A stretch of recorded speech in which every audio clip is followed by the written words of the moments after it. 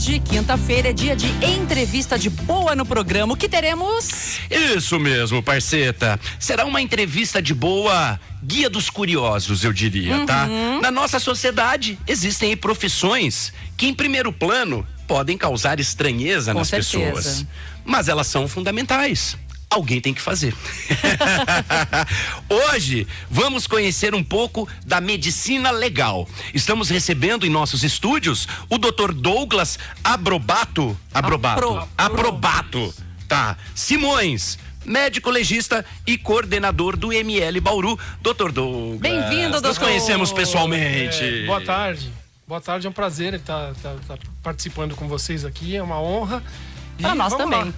Vamos lá tentar desmistificar um pouquinho o que é o médico legista, o que é o médico legista. E você tá de boa, tá tranquilo? Graças a Deus, tudo bem, tô tranquilo. Então vamos que vamos. Então vamos lá. Doutor Douglas, antes de tudo, você é um médico legista, é isso? Sim, isso mesmo. Tá. Há quanto tempo já? Aproximadamente, estou completando 10 anos. 10 anos? Caramba, bastante tempo. Ele achou recente. Eu falei, não, eu achei bastante tempo. Ele falou louco, 10 anos é bastante tempo, né? Temos colegas ali que trabalham com a gente que já tem o dobro, já tem mais de 20. Verdade, Sim, caramba. sim. Doutor, o que precisa para ser um médico legista? Então, o médico legista é um cargo, é um perito oficial do Estado, né? E ele entra, vamos dizer assim, no ML após um concurso público, né?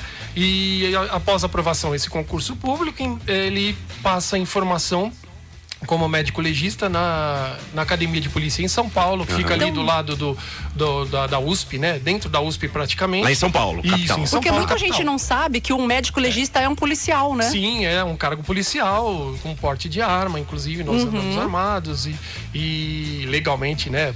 Temos o porte de arma e somos como se fala, um braço né? É a ciência em auxílio da justiça. Bonita essa então são definição. casos aí que foram para a justiça, né? Sim, são casos o irão, trabalho, né? exatamente. Também. São casos que têm interesse para a justiça, que precisa da atuação do médico legista para esclarecimento de crime, identificação de vestígios e tudo mais, que a gente vai conversar bastante sobre isso. Eu me perdi. Vamos lá aqui. Dr. Douglas, o que exatamente faz um médico legista? Então, o médico legista, como eu falei, ele é um perito oficial do Estado e ele é o responsável para fazer os exames periciais, né, que tem interesse à justiça, principalmente de casos que têm interesse para a justiça, como homicídios, acidentes de trânsito, briga, qualquer tipo de crime, vamos dizer, que esteja previsto ali no Código Penal e que precise de uma perícia para obtenção de vestígios, né, e comprovação desse crime. Seria uma prova, então, né, doutor? Exatamente, obtenção de prova para aplicação provas, da né? justiça. O doutor, e o médico legista, ele não cuida somente de pessoas mortas, né? Não necessariamente. Porque fica isso na cabeça da galera. As pessoas têm até interessante a gente conversar sobre isso para desmistificar, né? O trabalho do médico legista. A maioria das pessoas acham que o IML é só tragédia, é cadáver, é sangue, é acidente. E não é isso. Nosso trabalho, a maior parte do nosso trabalho, aproximadamente 80% do nosso trabalho é no vivo, né? E 20% no morto, vamos dizer assim, né? Nas autópsias. E a galera acha que é só morto, né? E a menor parcela, na verdade, a menor parcela, né? sim. Ô, doutor, o acesso ao IML, então, uma pessoa não bate na porta e faz um exame minha, ela tem que ir antes para uma delegacia. Como que é a entrada ali? Exato. Todos os exames feitos no IML, eles são feitos após uma requisição da autoridade policial. É encaminhado sempre pela polícia. Então, ocorreu um acidente, por exemplo, ou um homicídio. Ocorreu um homicídio, é expedida uma requisição pela autoridade policial, no caso um delegado, de um exame necroscópico, ou então um exame de lesão corporal, ou um exame de embriaguez, um exame sexológico, todos esses exames através de uma requisição. Nós não podemos fazer nada que não tenha uma requisição da autoridade policial. Então não tem atendimento ao público ali, bateu entrou. E quero fazer o exame, não. O usuário tem que estar encaminhado, legalmente encaminhado, com a requisição em mãos. Show. Doutor Douglas, a gente quer saber também há quanto tempo você assina a diretoria do IML aqui de Bauru? Eu estou respondendo pela diretoria do IML, aproximadamente, contando a primeira... Eu respondi pela diretoria do IML durante um ano, e depois acabei saindo teve um gap aí. Teve um delayzinho. E eu voltei agora, estou aproximado, contando o tempo total, 3 anos. 3 anos. E relembra pra gente, pra nossa audiência, o que significa a sigla IML? Então, Instituto Médico Legal. Ok. É um órgão, então, do Estado, dos estados, Isso, né? a Secretaria de Segurança Pública, né? Subordinado à Superintendência da Polícia Técnico-Científica, né? E a Secretaria de Segurança Pública do Estado de São Paulo. E todas as cidades possuem um IML? Não necessariamente. A maioria das cidades não tem o IML. Por exemplo, na nossa região, aqui o IML mais próximo é o nosso, né? Aqui em Bauru. O mais próximo em Jaú, depois um pouco mais distante, Marília. Né? E a gente nós respondemos por 5 cidades, né? O Núcleo de Perícias Médico-Legais de Bauru responde por 5 cidades. Bauru, Jaú, Marília, Tupã e Ourinhos. Vai longe, então. Então acontece às vezes alguma coisa lá em Tupã, vamos supor, vem pra cá, é Tupã isso? tem essas cidades que compõem o núcleo de perícias médico-legais de Bauru, todas elas têm os postos que a gente chama, né? A Jaú tem um posto mas de que medicina legal, fica ligado ao de Bauru, responde a Bauru. Eu atualmente respondo pela diretoria dos 5 equipes. E aí, por exemplo, doutor, acontece um crime numa cidade que não tem o IML. Qual é o procedimento? Por exemplo, teve em Agudos aqui uma situação que precisa de um exame, vem para Bauru. Agudos não tem o IML. Pederneiras, Piratininga, Duartina, Pirajuí, todas as cidades menores, em torno aqui de Bauru, vem pra todos cá. os casos vêm para nós. Aí é o famoso rabecão que vai pegar. Exato, geralmente são os carros de funerárias, né? Que existem convênios, né? De funerárias com o Estado. O IML né? não existe mais, que o pessoal chamava de rabecão? Então, no interior de São Paulo, não. Nós recebemos agora recentemente um rabecão, né? Um carro de cadáver, que a gente chama, que veio de São Paulo, mas ainda não temos como que ele vai funcionar. Entendi. Estamos aguardando uma determinação. Mas em breve tá pra rua. Sim. Legal. E onde fica o IML de Bauru, doutor? Então, atualmente nós estamos ali na Rua Pascoal Luciano, que é próximo à rodoviária, mas já estamos em processo de mudança, por coincidência, começou essa semana o processo de mudança. Nós vamos passar a atender ali na Avenida Engenheiro Luiz Edmundo Carrijo Colby, né? Que fica ali do lado do Hospital Estadual. Nosso ML... Avenidinha da Unesp ali, né? Exato. O nosso ML fica entre o Batalhão de Polícia e o Hospital Estadual, próximo ao SAMU. Ali ficou uma área bem bacana, né? Porque tem vários serviços de saúde ali. Os estaduais ficou meio uma quadra do Estado ali, né?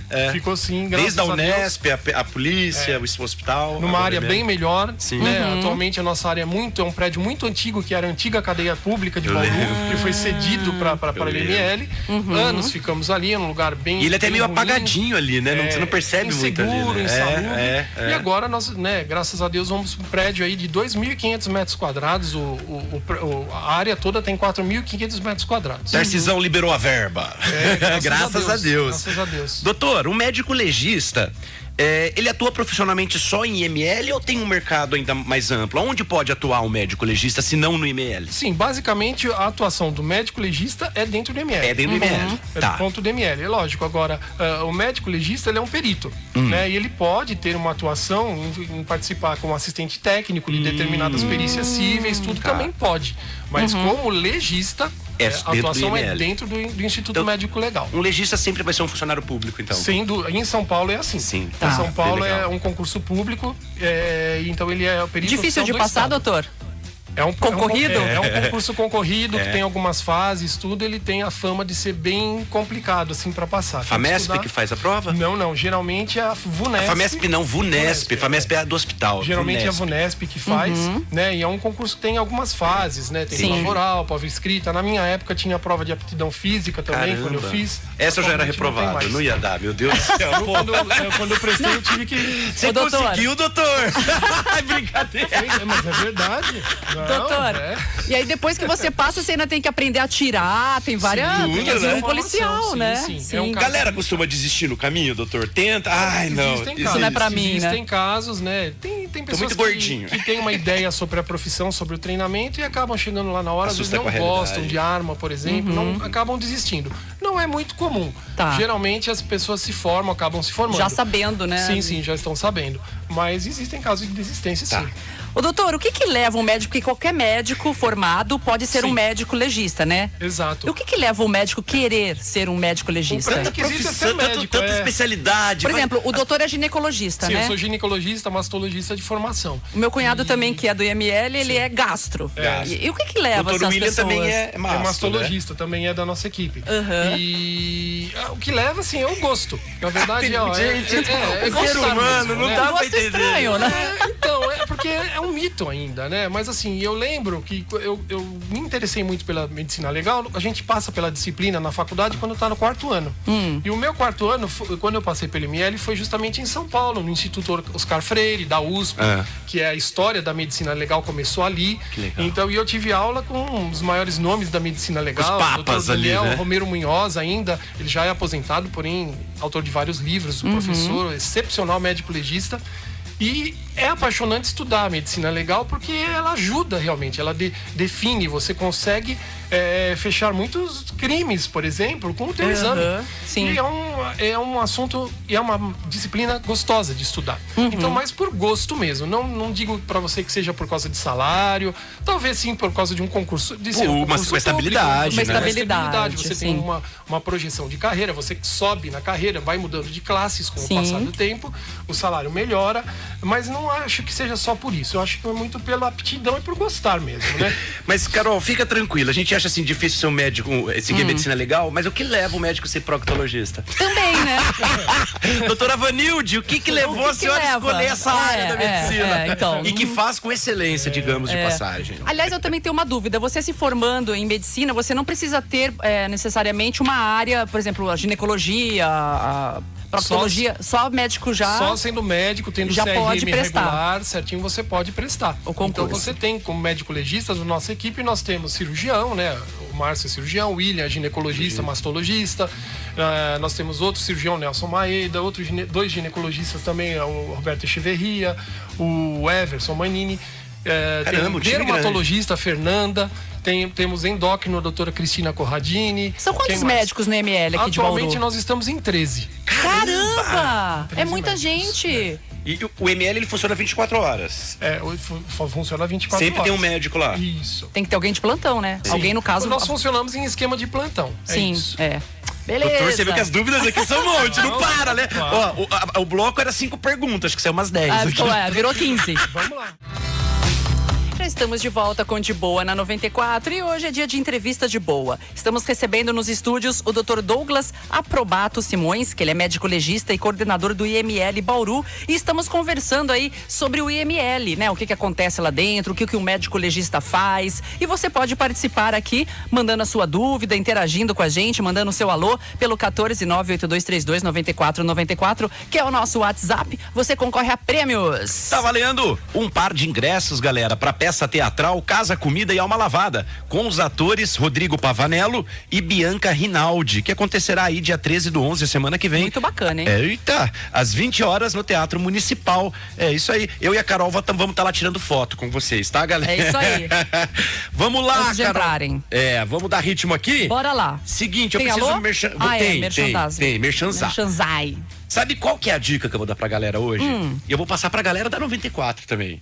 Sai da rádio, sai da firma, vai tomar uma gelada. Isso. Vocês merecem. Se mime. Quinta-feira já, né? Sexta. E aonde a gente indica esse happy hour? Espetinhos do Gui. Gui. Espetinhos do Gui. Beijo, Gui. É isso aí. E agora vamos lá falar da nossa audiência. Temos bastante. A gente tá sendo ouvido, Carol. Sabe aonde? Não. Em Ribeirão Claro. Olha só, lá que no legal. Tayaya Resort. Ai, adoro! Eu sei. O Richard Anden, de Agudos pro Tayaya. Nossa, tá lá. que chique, hein, Richard? Leva nós, Arrasou. Richard. A gente podia fazer um programa lá no Tayaya, né? Podia. De traje no de verão. banho. Que horror, não. A Simone Azevedo, chegou aqui Oi, o depoimento. Si, você é a nossa rainha. Olha que lindo que chegou aqui, da Simone. Ai, meu Deus, eu não vi se era sigilo, mas agora eu falei. Mas não era. Ela fala assim, o IML foi muito importante na família do meu ex. Meu ex-cunhado foi encontrado sem vida na rodovia de Bauru. Caramba. Tenso. Todos acharam que ele foi atropelado no local. Mas através do IML descobrimos que ele foi assassinado e jogado naquele local. Ele foi enforcado primeiro antes de jogar ele na estrada. Caramba. Muito triste, mas se não fosse o IML, a gente não teria descoberto. Trabalho impecável, diz ela, doutor. Parabéns. Aí, Simone Azevedo, show de bola. Valeu, Si. Obrigada aí pela participação sempre. Chegou uma outra aqui, deixa eu ver se eu consigo pegar. Tá aqui. Quem manda pra gente é o Daniel Celero. Oi, Daniel. Ele pergunta assim: doutor, você sabe se vai abrir mais concursos pra médicos legistas aqui em Bauru? Então, tá sabendo de alguma coisa? O concurso é do Estado. Tem um que está em término agora, os aprovados estão em formação lá na Academia de Polícia. Eu não tenho uma previsão agora de um próximo, mas geralmente a cada 2 anos abre esse concurso, né? Esse último acho que foi 2023, se eu não me engano. Então tá aí pra estourar, Pra né? esse ano, como é um ano acho que ainda de eleição, então geralmente não pode ser aberto concurso num período. Então entendo. provavelmente após a eleição, o ano que vem. Talvez abra concurso novamente. Entendi. Boa. Dá tempo de colocar mais uma de ouvinte, cara? Vamos lá, ó. Ela pediu sigilo, tá, doutor? A gente dá o sigilo pra pessoa aí, vamos chamar de Dona Linda. Não, Dona Flor. Dona Flor. A Dona Flor escreve assim, ó. A minha mãe faleceu há 18 anos. Há 3 meses faleceu uma pessoa da família, aí teve que exumar a minha mãe. Ô, louco. Pasme, exumar é quando tira, né, doutor? Sim, exato. Põe tira a alçada, né? E pra pôr um outro, né? Tá certo. Exumar minha mãe. Pasmem. Pra nossa surpresa, minha mãe estava intacta. Ô, depois louco. de 18 anos. Com o caixão, roupa, tudo. Por que isso acontece, doutor? Então, existem alguns fenômenos cadavéricos, né? De transformação cadavérica do corpo, que acaba preservando. Eu já ouvi essas histórias assim. Nossa, eu não Dependendo sabia disso não. Já ouvi. Dependendo da temperatura que fica aquele corpo, né? Do clima, da região onde está aquele corpo, existem alguns processos de preservação que a gente chama. Mumificação, saponificação. Então acaba Acontece mantendo, mesmo, então. acontece. Acaba mantendo o corpo praticamente intacto. Não totalmente intacto. Não, mas ela falou que dava pra reconhecer. Era reconhecível. Acontece, 18 anos, cara. Você tem noção disso? Existe sim. Eu ouvi uma explicação, doutor, também não sei se faz sentido, que às vezes algum daqueles preparos que às vezes faz em funerária, tanatopraxia, né? Tanatopraxia, isso. E isso também pode acontecer de impedir a decomposição do corpo. Retarda, Vero né? também? Ele retarda, por isso que é feito, por exemplo, quando você tem um corpo que vai ser transportado, vamos pensar assim, do Rio Grande do Sul para a Amazônia, né, que vai ter que pegar um voo para ser transportado, geralmente é feita essa tanatopraxia para preservação. Sim. Porque o fenômeno de decomposição já se inicia no momento da morte. Rapidinho, né? Sério, já começa a Já decompor. começa. E tem os passos, né, que a gente chama de marcha da putrefação, né? A partir de 18, 24 horas o corpo já começa a sofrer aquele processo de autólise e tudo. Então essas substâncias que são injetadas no cadáver, ela preserva e retarda o processo de decomposição. Boa. Doutor Douglas, o que é exatamente um IML? Então, é um Instituto Médico Legal. É um local, né, ligado ao Estado, à Secretaria de Segurança Pública, responsável pelas perícias, né, de casos que tenham interesse para a justiça. Onde lá a gente obtém, né, os vestígios, né, para se provar, né, um determinado delito. Que pode ser desde um acidente de trânsito, um homicídio, um suicídio, embriaguez, exame sexológico em violência sexual, tanto contra com crianças ou com mulheres, e mesmo com homens também. Então é um auxílio à justiça, para que a justiça seja feita, vamos dizer assim. São perícias realizadas para obtenção de provas no auxílio da justiça, para se provar ou não determinado delito, né? Aí depois que vocês fizeram o exame, constatou lá, né, as provas, tudo certinho, para onde vai esse corpo? Então, o corpo, ele fica no ML o tempo que for necessário, que o médico legista entenda que ele é necessário que seja necessária a presença dele ali para ele chegar a um laudo. Tá. Né? Aí chegou ao laudo. Chegou ao laudo, ele é expedido uma declaração de óbito, e essa declaração de óbito nada mais é do que uma autorização do ML para a inumação. Né, para que esse corpo seja inumado, seja enterrado, sepultado. Entendi. Tá? Aí a partir família da vem liberação. buscar. Isso, já... a funerária trata, né? funerária. Com a família, vem buscar o corpo e leva para um velório, se for possível, Tá. ou diretamente Uma pro cremação. cemitério, ou enfim. cremação. Tá. Doutor, você falou que no IML de Bauru são 13 médicos 13 profissionais médicos atuando, legistas, né? hoje estamos em 13. Tá, Isso. fora os médicos, quais outros profissionais atuam aí numa equipe de um IML? Nós temos os auxiliares de necrópsia, né? Que eles que fazem, vamos dizer assim, um serviço pesado de abrir o corpo, né? E temos atendentes de necrotério, que eles fazem a parte burocrática, o cartório, expedição dos laudos, né? A papelada, vamos dizer assim. A papelada, exatamente. E temos auxiliar administrativo, nós temos uma enfermeira que cuida dessa parte de material biológico, de acondicionamento de material biológico, por exemplo, quando nós retiramos sangue, né, dos casos por diversas necessidades, preservação desses vestígios, né, de coleta de material de exame sexológico. Então nós temos todos esses profissionais. Bacana. Doutor, normalmente as pessoas associam o IML somente com pessoas mortas, né? Sim. Mas ele também, como a gente falou, atende pessoas vivas. Qual dá mais trabalho pro médico? Os vivos ou os mortos, hein, doutor? A gente costuma brincar, né? A gente fala que o morto não dá trabalho, né? Na verdade, né? Ele não reclama, ele não fica bravo, né? A gente fala isso com um intuito de brincadeira. Sim. Mas o morto, a gente costuma falar que o que aconteceu com ele tá ali. Ele fala. Através do É corpo. verdade isso, Sim, ele fala. Ele fala através do que ele tá apresentando pra gente ali. Depende do nosso exame. Né? Então seria mais fácil de identificar. Teoricamente, sim. Você tem agora no exame no vivo, existe toda uma história por trás. E existe também as travas da pessoa viva, né? Da análise, da manipulação. Exato, né? Às vezes de pessoas que tentam burlar determinado exame com alguma situação. Então, o exame no vivo ele é mais delicado, né? O exame no morto você tem mais tempo, você tá ali com ele que não vai mexer, né? Tá inerte ali, você pode ficar o tempo que você achar necessário. Isso que eu ia perguntar. Então não tem um tipo, tem tantas horas ou dias para você entregar o laudo? Não tem. Não tem. Existe, é lógico, a gente tem uma determinação, isso porque entra aí a tristeza da família, a cobrança da família que quer dar um descanso para o ente querido que faleceu, mas a partir do momento que ele entrou no ML, esse corpo, ele está sob tutela do Estado. Né? Responsabilidade do Estado. A responsabilidade do Estado. Então ele, vamos dizer, temporariamente ele não está sob a responsabilidade da família. Está sob responsabilidade do Estado. A partir do momento que a gente expede a declaração de óbito, assina, carimba, aí está liberado para a família e a responsabilidade é da família. Em cremar, eles podem solicitar cremação. Cremação do ML em morte violenta necessita geralmente de autorização, né, da autoridade ou de um juiz ou próprio delegado, né, porque para ver se realmente não vai haver mais interesse maior naquele corpo. Então, muitas vezes ele autoriza a cremar. Se não. Muitas vezes ele pode negar a cremação. Ele fala, não, a cremação não está autorizada, ele vai ser inumado, vai ser só sepultado. Boa. Doutor, sexta-feira passada, eu entrei aí na Mania Nacional, assisti aquela série Tremembé. Não sei se o senhor está acompanhando. Não. É uma série que conta aí a história daquele presídio das celebridades, daqueles casos que repercutiram na mídia. Tremembé é esse presídio. Esses presos condenados vão para lá, porque se cair no sistema carcerário comum, vai de arrasta rapidinho ele pela própria população carcerária, né? E teve um posicionamento que eu achei bem interessante do papel do legista naquele caso da menina Isabela Nardoni, que ela foi arremessada, né, pelo pai pela janela, junto com a madrasta. Até hoje ele não assume isso. Tudo bem, mas não é isso que eu quero falar.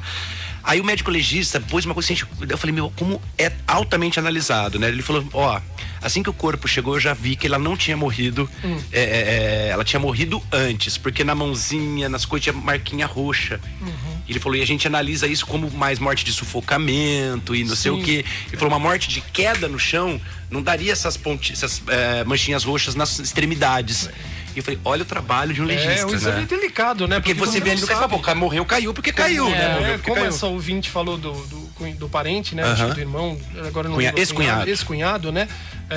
Tentaram simular uma coisa que não natural, ali, foi atropelado. Jogaram um corpo para ser atropelado para um carro, caminhão passar em cima e burlar a justiça. Caramba. Mas se o exame for bem feito, tudo, a gente costuma falar, né, que crime perfeito não existe, né? Então, existem alguma aqueles coisa que se deixa pra aproximam, trás. vamos dizer, a perfeição, mas alguma coisa vai ficar pra trás. Crimes perfeitos não deixam suspeitos, já disse o Engenheiros do Havaí. Pois é. Doutor Douglas, como é o dia a dia, a rotina de um médico legista trabalhando no IML? Então, nós trabalhamos em esquema de plantão e nós recebemos qualquer tipo de exame após a requisição, né, da autoridade policial. O que nos dá mais volume de atendimento hoje em dia não é nem as autópsias, as necrópsias, né? É o exame no vivo, são os ambulatórios, né, que a gente faz de lesão corporal, onde os usuários, né, as pessoas que munidas de requisição, eles vão de segunda a sexta, das 16 às 17 horas, para passar no ambulatório de lesão corporal, onde o legista está ali e vai examinar quem caiu, acidente de trânsito, bicicleta, de moto, acidente de carro. Nós fazemos muitos exames cautelares, isso também é importante falar. O que é um exame cautelar? O exame cautelar é um exame do preso.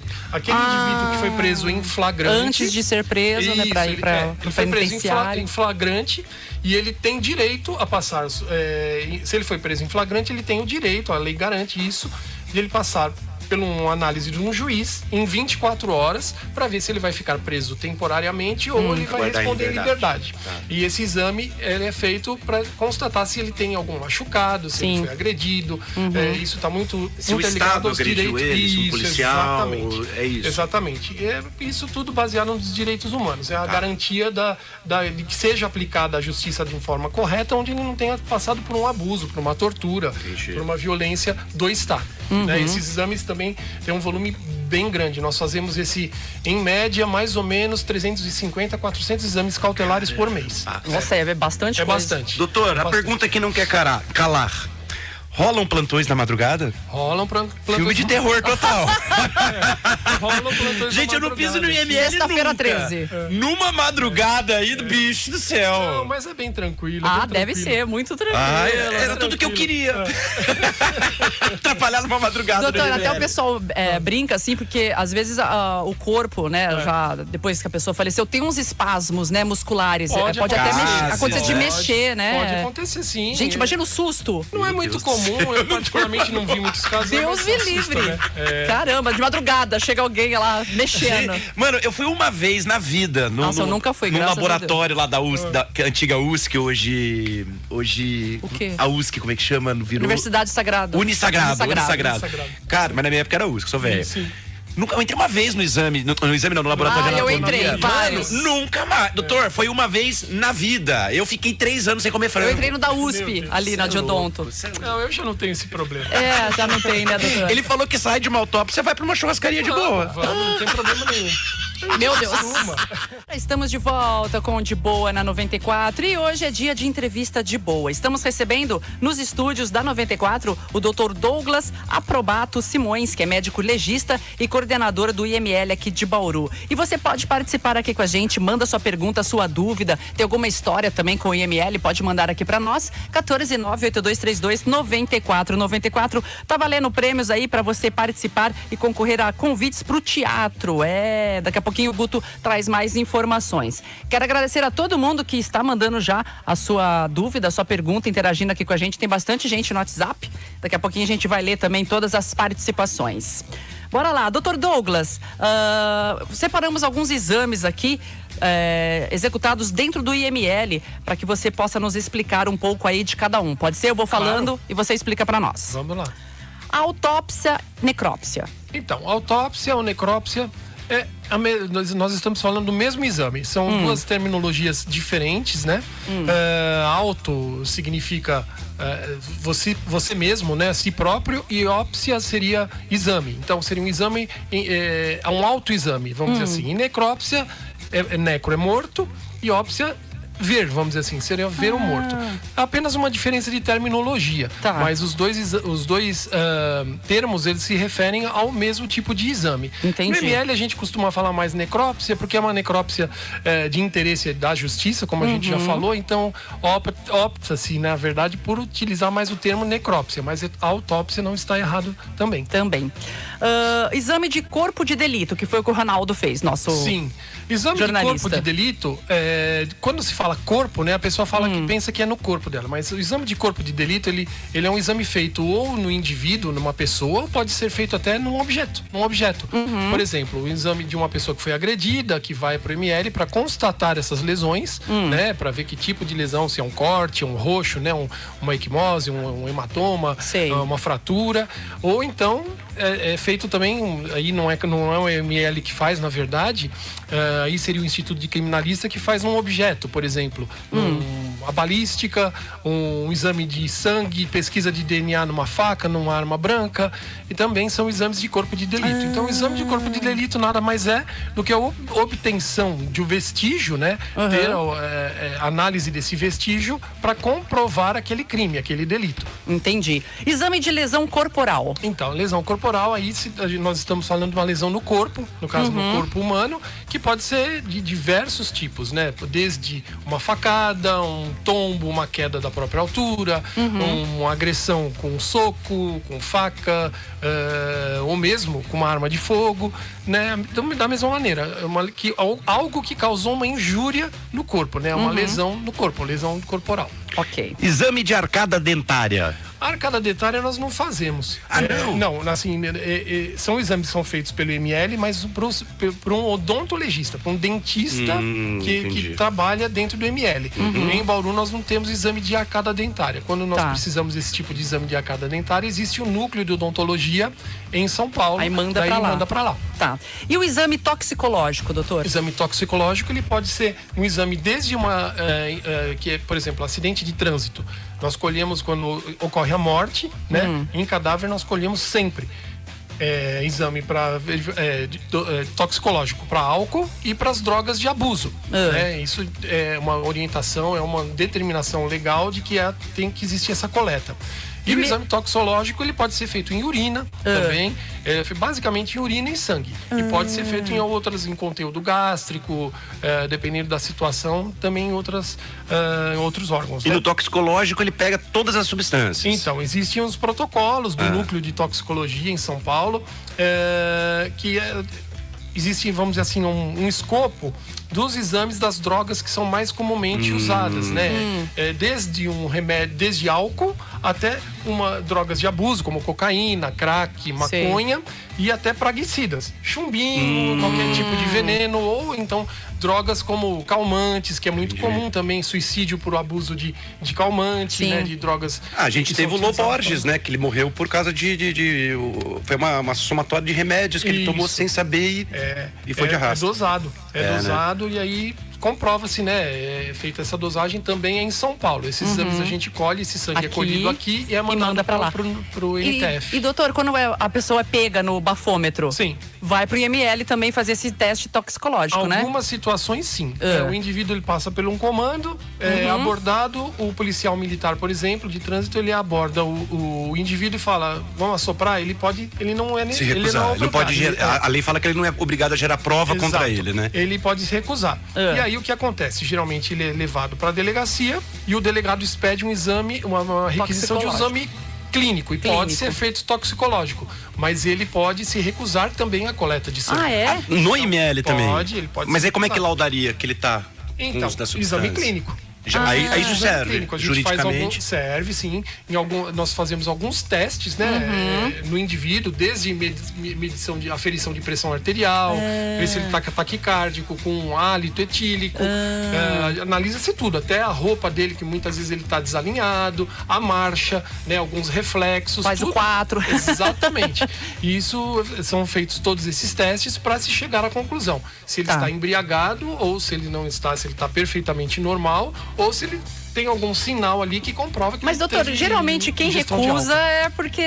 Ou não? Você já pegou casos que a pessoa se recusou e não tinha feito uso de... Então, é difícil a gente, né? Porque tudo em relação... É muito contexto juntos a palavra ali, né? da pessoa, ela fala, não bebi nada. Já peguei indivíduos, né? Já fiz exame de indivíduos, fala, não tomei nada. E ele tá completamente embriagado. Ele fez os testes ali, a gente faz aqueles testes. Não passou em nenhum. Eu não bebi nada, o cara não tá aguentando nem parar Quase assim. Não passa em nenhum teste.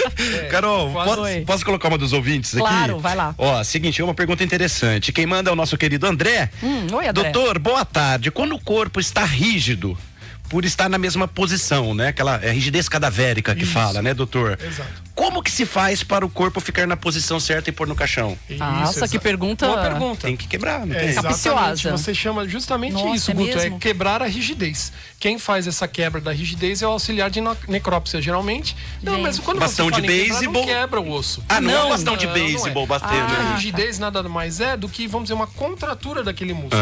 Ele fica rígido durante um tempo. Só que passando o período, determinado período, ele vai soltando sozinho. Só que muitas vezes o cadáver chega ali rígido, com os braços flexionados, as pernas, e aí a gente quebra essa rigidez esticando mesmo. É assim. Mas não é, causa um isso pouco não de quer dizer infecção. quebrar o osso. Não, nada. É tirar a Você só rigidez. estica. Ah, entendi. Estica. Dá pra Volta esticar. pro lugar, assim. Volta sim. E se não fizer nada com ele, por exemplo, ele tá lá, morreu numa posição sentada e chegou lá praticamente na posição sentada pra gente. Tá. Se você deixar esse cadáver ali quietinho, depois de algumas horas, Ele solta. ele vai soltando. Entendi. Ele solta e os braços acabam acabando. Acaba a rigidez, ela vai. Entendi. Tá. Ela é parcial, ela pode ser parcial no momento, depois ela vai se soltando. Teoricamente, a rigidez ela vai quebrando de cima para baixo. Primeira coisa que vai ficar rígida é a cabeça, o pescoço, daí vai descendo. A gente vai ter fica o tórax, o pesadelo. abdômen e depois a rigidez vai quebrando por si só. Mas lá na hora do ML, para ajudar o exame, a posição do cadáver na mesa, inclusive, e posteriormente num caixão, né, na urna, é quebrada essa rigidez pelo auxiliar de necrópsia. Doutor, aqui na 94, a gente tem um parceiro de trabalho do time que ele é jornalista, ele é locutor, ele é comentarista de futebol, ele é ator. Esse cara, ele é polivalente, assim, ele é o nosso cururuzinho, bebê rena. E você não sabe, Carol, ele também já fez exame no IML, Ronaldo Carvalho. Mas essa... Eu tô achando que é por causa de um acidente que ele teve de moto, não foi? Aí eu perguntei, apanhou, né? Ele, não apanhei. Foi por causa do acidente. Fiz de cadeira de rodas e tudo. E olhou os pontos, olhou os ferimentos e tal.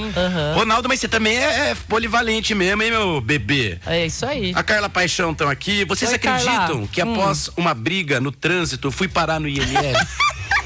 Vai mesmo. Ê, briguenta! Ô, Carla, você tava no dia não?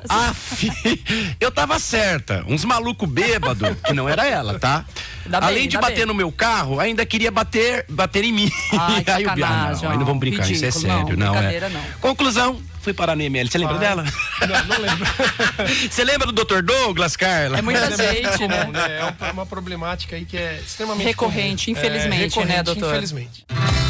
Já estamos de volta com De Boa na 94 e hoje recebendo nos estúdios o Dr. Douglas Aprobato Simões, que é médico legista e coordenador do IML aqui de Bauru. E você pode participar, aliás, muita gente mandando aqui, né? Perguntas, histórias com o IML. A gente está comentando aí, conversando com o doutor e explicando pra galera como funciona um IML e um médico legista, né? O que ele faz. Participa, 14982329494. Tá valendo prêmios? Tá valendo um par de ingressos para a peça teatral Casa Comida e Alma Lavada com os atores Rodrigo Pavanello e Bianca Rinaldi, que acontece a semana que vem, dia 13/11, às 20 horas, no Teatro Municipal de Bauru, com um ar-condicionado delicioso. Leve blusa! É isso aí.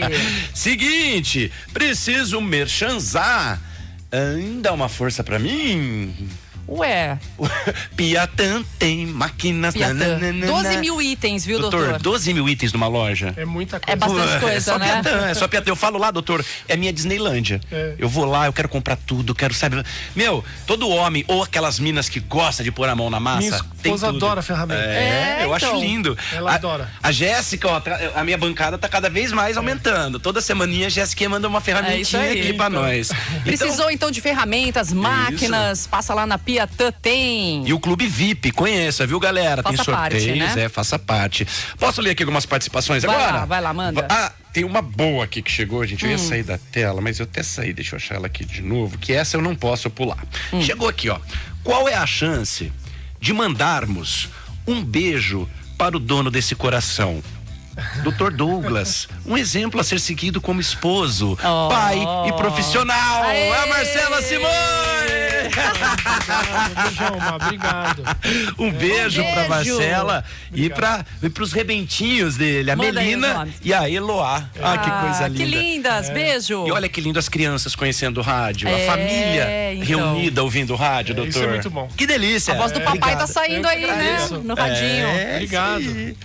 Pera, eu tenho mais uma. Você tem mais uma? Manda. É muitos textos aqui na minha mão, Carol. Vamos lá. Do Gil, aqui. Fala, Gil. Dr. Douglas é sensacional. Um dos primeiros médicos que eu visitei em meados de 2010, super educado. Alguns anos depois, talvez 2013 ou 2014, passou no concurso e hoje vejo ele falando e percebo que ele acertou em cheio. Grande abraço ao doutor, a esposa, que era sua secretária. Muito gentil com os propagandistas. É o Gil Batista, um Ah, o ouvinte Gil nosso. Batista. Ele é do abração, mercado de Gil. propagandista há muito tempo em Bauru. Grande Gil. Um abração, Gil. Lembrou Poxa, que dele? Que bacana, uma claro. fotinha aqui, ó, que fofo. Ele é um rei nosso aqui, ó. Tem uma filha linda, né, Tem, Carol? gente Como que é o nome da finíssima. filha dele? Não vou Manu, lembrar. Manu, né? Manu. Beijo, Bacana, Gil! viu? Um abração, Gil. Muito obrigado. Tá Valeu, sumido. Gil, Antigamente tá ele sumido. passava aqui, É. deixava um brownie pra nós. Deixava coisas gostosas, Né? tá sumido. Bora lá. Doutor Douglas, como é o cheiro dentro de um ML? Tem uma Eu que escrevi essa característica, né? pergunta. Você que escreveu? Essa pergunta. Então, é uma pergunta que todo mundo faz, na Deus verdade, livre, né? O cheiro, assim, a gente tem um problema, lógico, com o cheiro, mas quando um cadáver está em processo de decomposição. Decomposição. Não, mas é realmente, nesses que eu penso.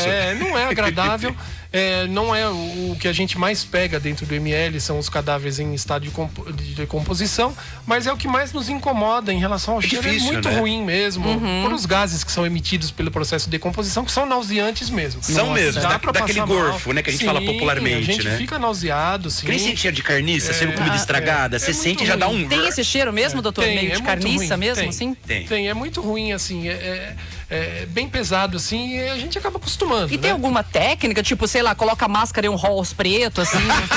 Então, Tem Sai alguma lágrima do técnica? olho, tipo, fica chorando. existem algumas técnicas, a gente quando passa informação, inclusive, o pessoal falava, coloca Vic Vaporub na narina. Na narina. Quando minha mãe verdade. fazia buchada em casa, eu fazia isso. Eu punha Vic no nariz. Da Mas, ó, funcionava, pra buchada. buchada é perfume francês, perto de um cadáver em eu decomposição. imagino, Meu Deus. eu imagino. Porque bucha é terrível. E agora, Quando então... tá cozinhando não é muito gostoso, não. Mas assim, não adianta. O que adianta, o uso de determinadas máscaras, aquelas que tem parece aquelas máscaras de filme, né? Que tem um filtro na frente, sei, até sei. ajuda um pouco. Tá. Mas não, de resolver 100% não resolve. A gente acaba acostumando, né? Faz parte da profissão. É verdade. Não tem como fugir Não disso. tem como, né? Doutor, trabalhar com pessoas mortas dá medo? Não dá, imagina, Nem um pouquinho? Nem um pouco. Nem Você nunca pouco. teve um pesadelo com um paciente cadáver indo te visitar? Não, graças a Deus não. A gente, né, cada um tem a sua orientação religiosa, mas a gente sempre pede proteção, sempre Bonito. pedindo a ajuda de Deus, né? E que ele guie abençoa. as nossas mãos, exatamente, que guie as nossas mãos, nosso pensamento na hora, porque você sabe que ali existe uma história. Tem que ter um respeito, né, doutor? Não, tem em É, todo uma momento, história, né? com Você sabe que ali certeza. tem uma história. Aquele Sim. corpo ali, ele pode ser até um marginal que foi morto pela Sim. polícia, Mas você tem que respeitar, um traficante, estuprador, mas a gente tem que respeitar. Como pode ser um pai de família, uma Sim. criança, uma senhora, uma mulher, uma moça. Então a gente sabe que ali tem uma história. E não fico com medo, nunca tive medo, não. Lógico que algumas situações acabam chocando um pouco a gente. Você acaba entrando na história, né? Porque a gente recebe todo um histórico do que aconteceu ali e você acaba entrando no enredo do filme, vamos dizer assim, imagino. e mexe um pouco com a gente, sim. Não Tem vou falar casos que não. que ficam assim. Sim. Sente mais, né, Sim, doutor? já tive casos onde eu volto pra casa e viro pra minha esposa e falo, putz, hoje teve um caso Acabou meu que dia. não foi legal, você fica meio pensativo, Emocionado. fica chateado, triste, principalmente com criança. O que mais mexe comigo é criança. Já encaixa a sua aí, ó. Aliás, somos humanos, né, doutor? Não tem sim. como. E quando, então, você examina uma criança, né, vítima de abuso, né? Onde fica o coração desse profissional? criança, Como que né, fica, cara? assim? Difícil, Viva, né? A né? gente tá falando de Tanto uma pra criança fazer um viva. Como exame... não se envolver, né? Sim. Tanto um exame de uma criança viva, vamos dizer assim, fazer um sexológico de uma criança Pesado, vítima de um né? abuso, É terrível. Esse mexe muito com a gente, porque ali também chega o histórico, você tem que colher a história e você vê que essas situações, muitas vezes, elas provêm de famílias disfuncionais. Sim, né? sim. E isso é um problema crônico, né, da nossa sociedade, que a gente luta com isso todo dia, né? Cada instituição, instituições religiosas, igrejas, tudo, a gente luta, mas não consegue tirar isso da sociedade. E a criança morta, na verdade, né, um cadáver de uma criança... O cadáver de uma criança no lugar não é o IML, né? Jamais, Criança não é o lugar. gente, Não. Então, se ela tá na mesa do IML é porque foi um acidente, uma absurdo, tragédia. Crianças morrem, sim, às vezes de doenças graves, até de câncer nos hospitais, mas aí não vão pro IML. Não vão pra lá, né? é. O que vai pro IML? São casos mais... São casos desde aspiração de leite, de recém-nascido. Pra ver se não teve um crime, Exatamente. Crianças que morrem afogadas em piscina, ou então acidentes automobilísticos. Esses casos acabam chocando um pouco mais a gente, claro, né? Imagino. Doutor, assim, não sei qual é, não precisa dizer, mas a sua religião, acontecem coisas sobrenaturais dentro de um IML? Você já presenciou? Você já aconteceu alguma coisa que te chamou atenção? A gente fala que em nossa religião, eu sou evangélico, né? Cristão evangélico, a gente fala que o mundo espiritual, ele é real.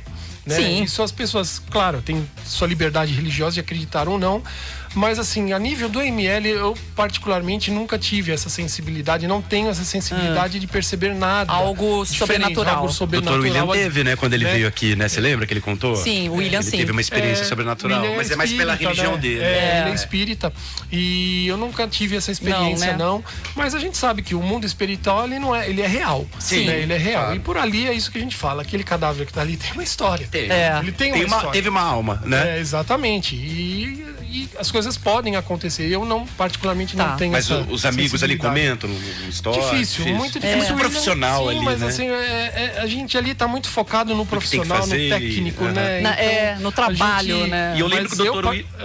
desculpa. Eu, particularmente, eu sempre quando eu entro ali, eu presto proteção, né? É verdade. E pro trabalho, né? Pra que Deus ali ilumine o nosso trabalho, não só meu, mas de todos, e que dê descanso àquele indivíduo, né? Mas galera, tenha medo de pessoas vivas, não tenha medo com de pessoas certeza. mortas. Já estamos de volta com De Boa na 94 e hoje com a nossa entrevista de boa, recebendo nos estúdios o Dr. Douglas Aprobato Simões, que é médico legista e coordenador do IML aqui de Bauru. Participa que vale prêmios, 14982329494. Interaja aqui com a gente, tá valendo convites pro teatro, né? Um par de ingressos, porque ninguém vai. Não, até vai sozinho, pode ir, mas é legal ir acompanhado, É legal ir com alguém, né? Da peça teatral Casa, Comida e Alma Lavada, com os atores Rodrigo Pavanello e Bianca Rinaldi, a semana que vem, dia 13 do 11, às 20 horas, no nosso Teatro Municipal. Galera, participem. E tá estralando, não precisa nem falar isso, né? Não dá nem pra ler Imagino. tudo aqui, ó. Eu vou ler uma participação aqui que chegou, é da Andréia Oliveira. Oi, Andréia.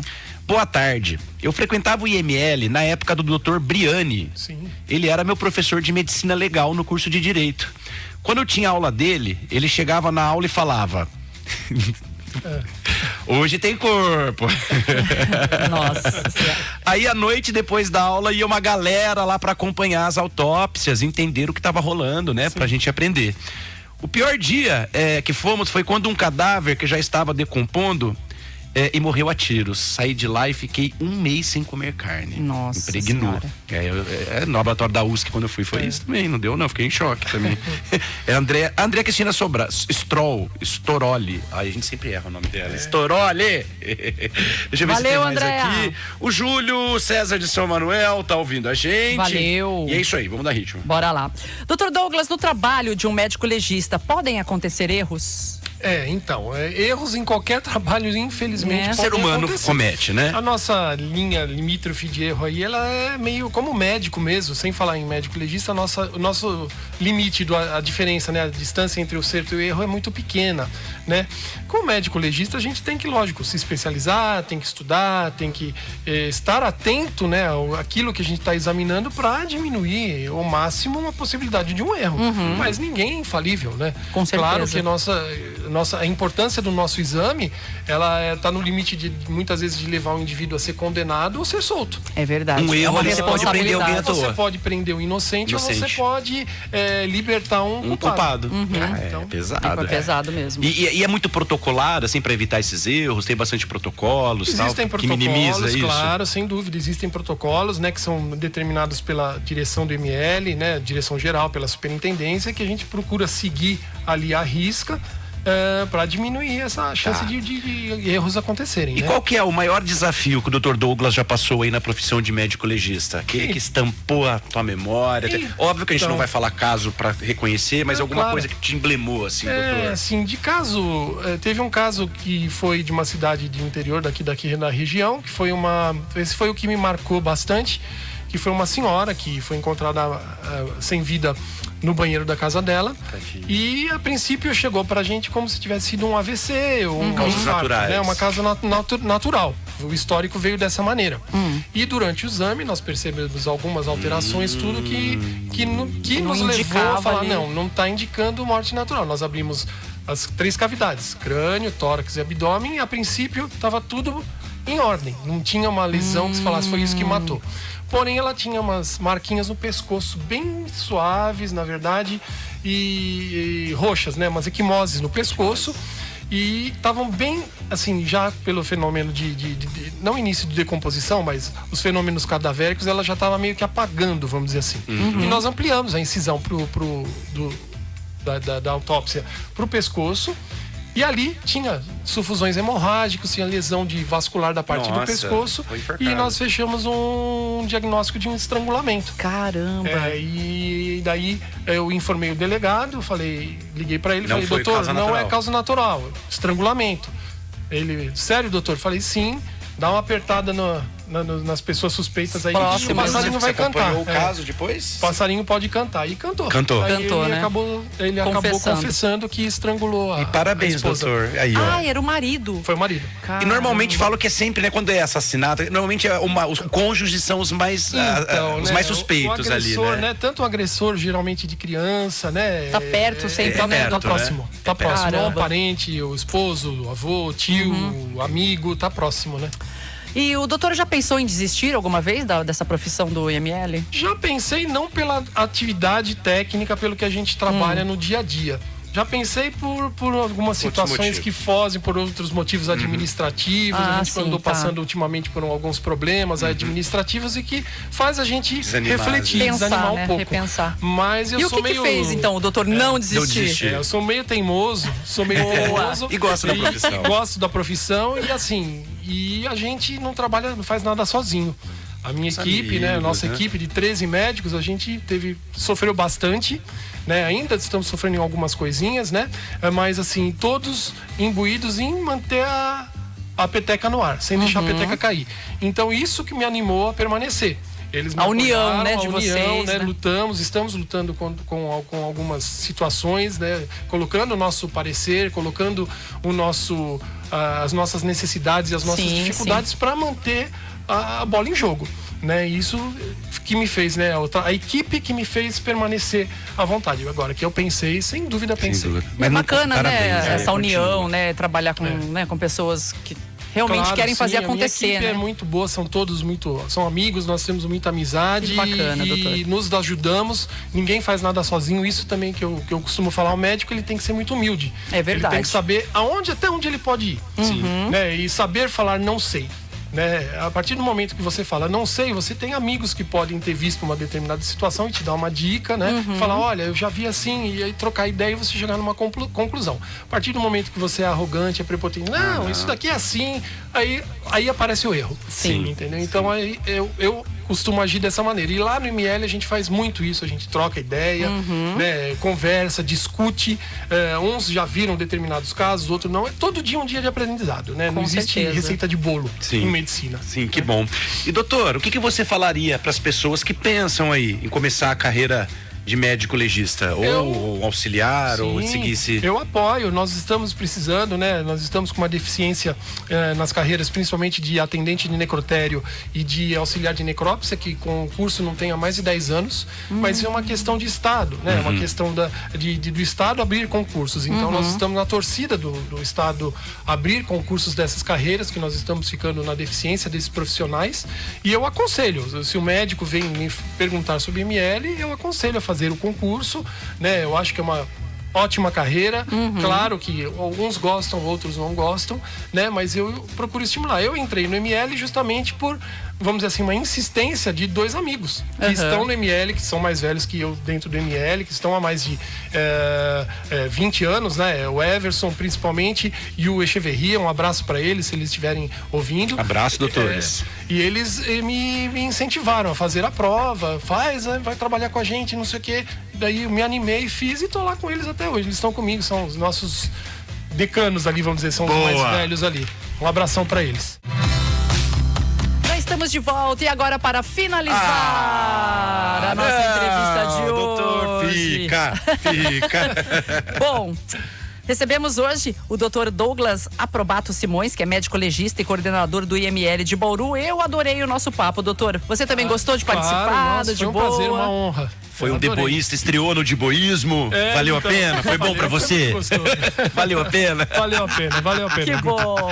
Doutor, a gente agradece muito. A gente agradece mesmo. Você ter parado aí sua concorrida agenda, que não deve ter tempo pra nada, se dedicar esse tempo pra gente. Eu que agradeço, em nome de toda a equipe do ML, de todos os funcionários. Aliás, gente, a oportunidade, um beijo aí pra vocês, pra todos os médicos e os que trabalham lá, né? Os coordenadores. Doutor Márcio tá ouvindo a gente, será? Ah, não sei. Lá na Disney? Eles estão na Disney. Acho que tá ele e o Mickey lá na Disney. E o Titi junto ouvindo. Um beijo aí pra vocês, pra todos os profissionais que atuam no IML aqui de Bauru. É isso. Obrigada aí. Muito obrigado. Doutor Douglas, seguinte, todo mundo que passa pela nossa bancada, nessa sabatina que a gente faz, a gente faz uma pergunta, sempre a mesma pergunta. E com você, claro, que a gente não ia deixar de fazer. Doutor Douglas, o que é de boa pra você? De boa? Eu acho que de boa é a gente estar feliz com o que a gente faz. E estar feliz com a vida que a gente tem, né? Eu acho que todo mundo tem a sua dificuldade, os seus problemas. Não estamos aqui a passeio. Não estamos a passeio. Mas eu digo pra vocês, estar de boa é acreditar que aqui nós somos instrumentos.